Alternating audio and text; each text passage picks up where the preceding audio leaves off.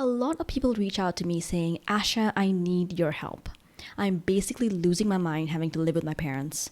They're controlling, emotionally abusive, and I feel like I'm constantly under attack when I'm with them. It's really making me feel depressed, and I have no idea what to do to make myself feel better. I don't have the means to live on my own or move out anytime soon, so what do I do? Now, this is understandably an incredibly hard situation to be in. I can completely understand because it is so hard to grow and thrive in environments that cause you harm in the first place, right? So obviously, the first things first, I would always say, do whatever it takes to move out as soon as possible. Whether that's living with family or trying to get an extra job, whatever it is, move out as soon as possible. But putting that aside, what else can you do?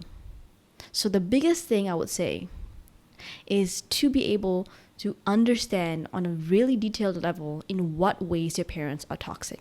Are they emotionally abusive, emotionally avoidant? Are they authoritative? And in what ways are they like that? And the reason this is so important is when you share this kind of pain with people, most of the time they tell you, oh, you're being too sensitive, you're too young, oh, you just need to grow up a little bit and be a bit more tough. And it really confuses you. Are you sensitive or is it actually a problem? So you get so confused and you don't know whether you're the problem or they're the problem. And that's why identifying specifically in what ways they're toxic is incredibly helpful. And I have a series of videos talking about the different kinds of toxic parents and how you can spot them. I'll link to the series somewhere up here. Now, once you watch those videos, they'll give you a good head start on identifying the toxic behaviors your parents might exhibit. And what you need to do from there is to get detailed. Now, the reason you need to be detailed is because this is a really emotional ride, all right?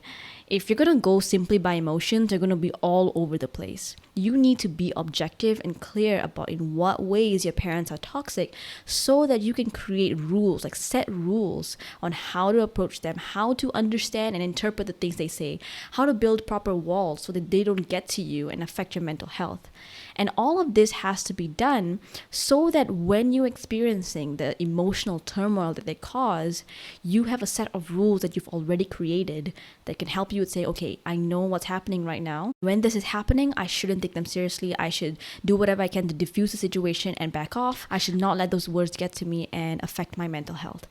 Now, creating these set of rules on how to deal with your parents is so important. And so obviously you're going to start wondering, how do I get that detailed? How do I know in what ways my parents are very unhealthy? So first things first, you have to observe their behavior. And I'm pretty sure by now you're really good at observing their behavior because you need to do that to survive in the household, right? But there's a lot of Facebook groups out there that actually are targeted for people who have struggling with toxic parents, unhealthy parents, authoritative parents, and everyone goes there and shares their experience.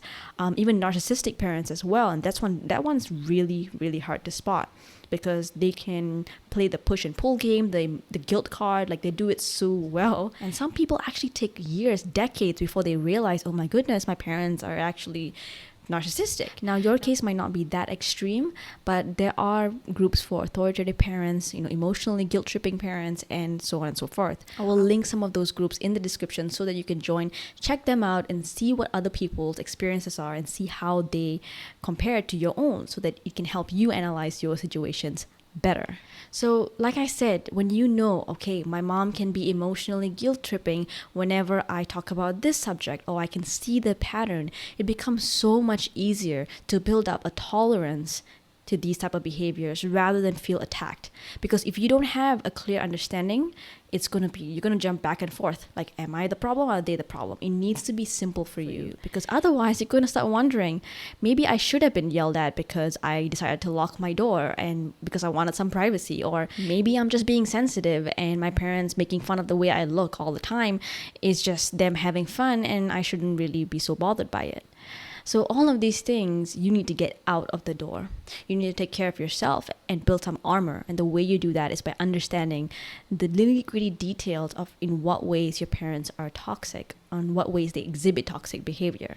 Now that is the big one. That is the big one that I need you to do, because that will provide the best sort of armor, like I said, so that you can survive and keep your mental health and keep sane. But the next thing I want you to do is almost as important. And that is have two hobbies. One to just relax and have fun, and the next one for learning and growth. So a leisurely one and a productive one. Now, what do I mean by that? So the leisurely ones are the ones that you do just to tune your brain out. Just watch some Netflix, just listen to music, whatever you do that you can just have to calm yourself down. Now, you probably know this by now because a lot of people who struggle with very toxic parents naturally have an escape behavior, like escape thing that they do, and that would be classified as the leisurely hobby, the thing you do to escape, and that's fine. But the important part here is that it needs to be coupled with a hobby that's productive. And you need to do both of them 50-50. Now, what do I mean by productive? I mean something that has a learning curve, something where you can learn and get better at a skill. For example, learning how to code, learning how to play an instrument, learning a new language, learning how to play a sport. Whatever it is, it needs to be something that you can learn and improve on, and new knowledge can get into you. And you need to balance these two hobbies equally.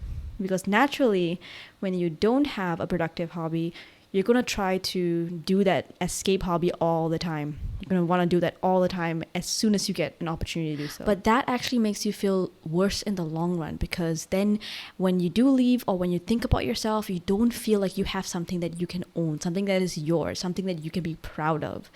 So have a hobby that is used to escape, and have a hobby that's used to be productive, that has a learning curve, and do them equally. Now, hope you guys enjoyed this video, and definitely let me know how it goes after trying out the tips in this video. You can reach out to me via Instagram. I would love to hear about your experience. I hope you guys enjoyed the video. I will talk to you guys soon.